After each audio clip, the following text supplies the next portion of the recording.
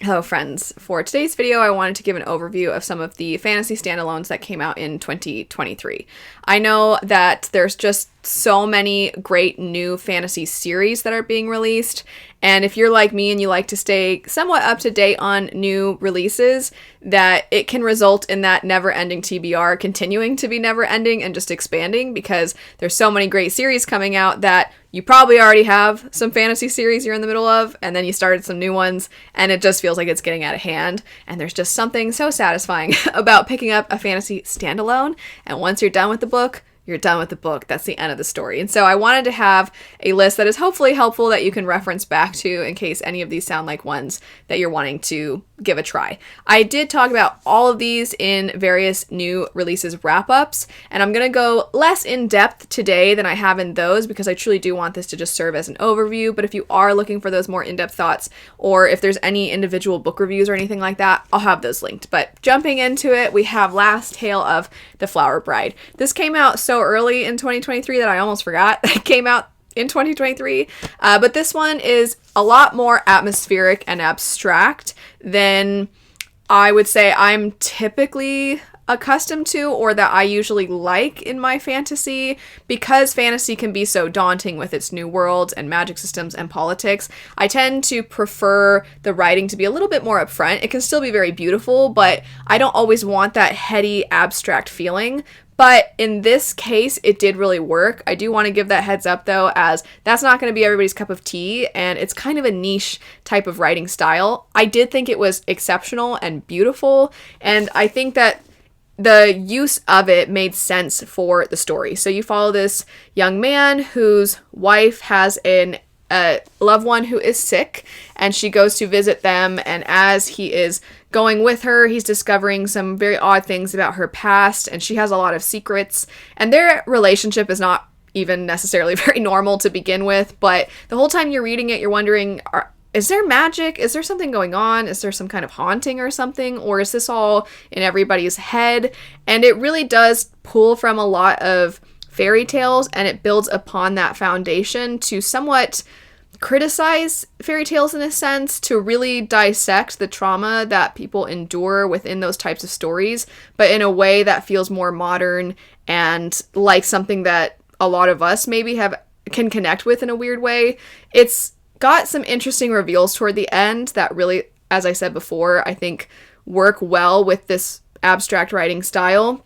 It's not going to be for everybody, but it definitely really worked for me. And if you're a fan of audiobooks, this narrator is fantastic. Same narrator that did Strange the Dreamer. He's great. From there, we have The Crane Husband. This is a novella, so it's very, very short. And I have brought this one up a number of times, as it has been one of my favorite books that came out in 2023. It really focuses on the effects of abuse within a home, and even if the physical abuse is not occurring to the children within the home, still what it's like to live in constant fear, to be in that environment, and also to see your parental figure being harmed and wanting them to escape it, but also at some point having to look out for yourself. It's really powerful, it's really hard-hitting, it's very tragic, but I think is a book that I would probably encourage basically everybody to read it, unless of course you have some things in your past that make it so that it's too difficult to read. For me, it was very similar in a lot of ways to what I experienced growing up, and so I actually really liked seeing it reflected in the way that it's done in the story. Not abstract in the same way as Last Tale of the Flower Bride, but it does have some very weird elements to it, as literally the abuser is a giant crane. And so that alone makes it a little different. But other than that, it doesn't really feel like fantasy. In some ways, it almost feels sci-fi, because there's some other interesting themes explored in this to do with the land and surveillance and some other elements that I wasn't expecting. But all around, I thought it was phenomenal, and I definitely want to check out more books by this author. Next up, not so tragic like those first two, we have The Magician's Daughter. I was about to say Last Tale of the Flower Bride. We already talked about that. Magician's Daughter I have described as being rather cozy. It's somewhat of a coming-of-age story. We follow this young woman who has grown up on this magically protected island.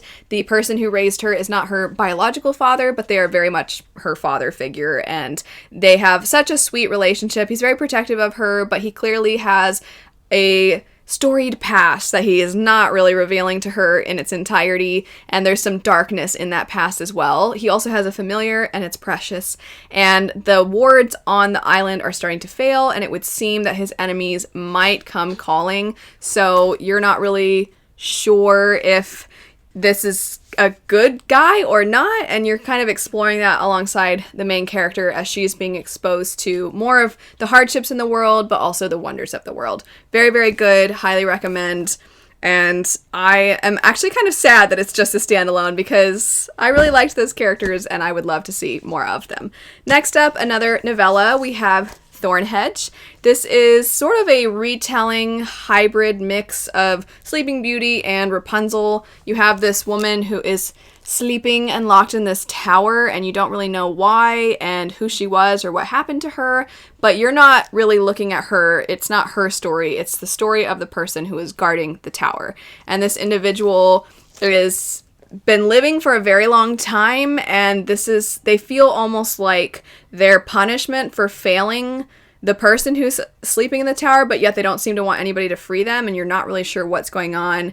Is the person who's locked up good or bad? Is the person guarding them good or bad? What's going on? And you're kind of looking at that throughout the story. You can read this very much as just a whimsical, dark, grim fairy tale, or you can kind of read a lot more into it.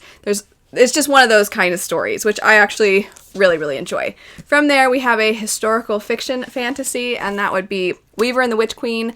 This is by the same author who did Witch's Heart. I have enjoyed both of these. They're both Norse-inspired, but one is looking at Norse mythology, and the other, which would be this one, is more so very Viking-esque and that historical fiction feel. I've described it as feeling like a saga come to life. It feels like you're reading about real events in a sense, and if magic was involved in history, what it would look like. So you follow these 3 young women, 2 of them are sisters, and the third is like a sister as they are all really close.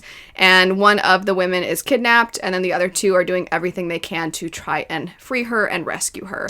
I really enjoyed this. There is a lot of moral ambiguity, which I tend to want in my historical fantasy, as people weren't really nice, and everybody wasn't like, oh, let's just all get along and share our food and our resources. It wasn't like that. It was very much a culture of conquering, and a lot of the times the characters are actually asking themselves, well, I can't really fault this person for their acts because it was those very things that made my family prosperous. And so I do like that the characters reflect on all of those things, and yet they still find themselves having to ally with people they don't really like, that they feel like are horrible people, but sometimes they'll do whatever they can to help their missing friend. After that, we have another novella. I was really surprised. I feel like this year really delivered on the shorter works, and that would be Untethered Sky. I know this was a little bit of a miss for some people if they came to this from Fondelee's Jade City trilogy and loved that series. This is very different. It's much obviously more contained. It's not about all the family drama. It's just this story about a young woman who really wants to bond these creatures known as rocks, which are just basically giant birds that hunt these animals, we'll call them, these manticores. And these manticores are very, very dangerous, and you see just how dangerous they are in the main characters when she was young. You see her encounter with them, and ever since then, and actually basically her whole life, she has wanted to be one of these people that works with the rocks to hunt the manticores. And you just kind of follow her as she grows up and is on this journey and what it looks like. I really liked it. I want it to be a movie. I think it would be a great movie. As usually, adaptations for fantasy, they have a hard time because there's so much to adapt. But with this one, I'm like, there's not that much to adapt at all. And so it would actually serve really well, I think, for, an hour and a half, 2 hour long movie. And I described it as feeling very cinematic. I could just visualize everything. I really liked the way the hunts were shown. Just in general, I thought it was very good. From there, we have what is, in my opinion, the most underrated book that I've picked up this year, or one of the most underrated, and that would be The Thorns Remain. This one follows a young woman whose friends have been taken by the Fae, and now everybody else in this rural village that she lives in thinks that all of these people left a long time ago, and so she and one woman in the village are the only ones that know the truth. The Fae are very dangerous, they're very manipulative, they are what you expect from folklore-inspired type of Fae, and this does feel very historical, fiction, and it's very day-to-day menial tasks and chores and just trying to live in this poor village. And I thought it was exceptionally done. I thought the reflection on grief was fantastic. I also think that it really dissects manipulative relationships, but in a way where you almost don't realize that's what's happening, or at least that was my interpretation of it. Obviously, everybody is going to interpret things differently, but I thought it was exceptional. It's very slow, so I can understand if you're not a fan of historical fantasy, it might not really be for you, but I greatly enjoyed it. And then last, we have The Secret Project. Specifically, I'm holding them upside down. We have Yumi and the Nightmare Painter and Tress of the Emerald Sea. So these are ones where a lot of people will tell you, if you're unsure about starting Sanderson's Cosmere books, where do I start? Can I read these without having read the rest of the Cosmere? I definitely think that Tress is pretty accessible. This one, many of you have heard likely that it is Princess Bride inspired, and we're following a young woman who her love has been taken and she goes on this quest, but in typical Sanderson fashion, the world itself is almost like a character. It feels like an antagonist, and it feels like a new one depending on where you are and what specifically the function of these spores, the spore ocean we'll call it, how it's different depending on the kinds of spores. It's very dangerous, and if you're somebody who likes those environmental type of fantasy, sci-fantasy worlds, then I bet that Tress will be appealing to you, especially if you like that and you like cozy, then I could see this really fitting. The only things that you might have go over your head if you're somebody who hasn't read a lot of the Cosmere is the narrator themselves. They're very silly in this. They break the fourth wall. They talk directly to you, which I get that that's a lot of first-person books. This isn't really first person. It's more like he's telling you about Tress and her adventure, but he does start to talk to you sometimes, like, I know what you're thinking right now. You're probably thinking, it's that sort of thing.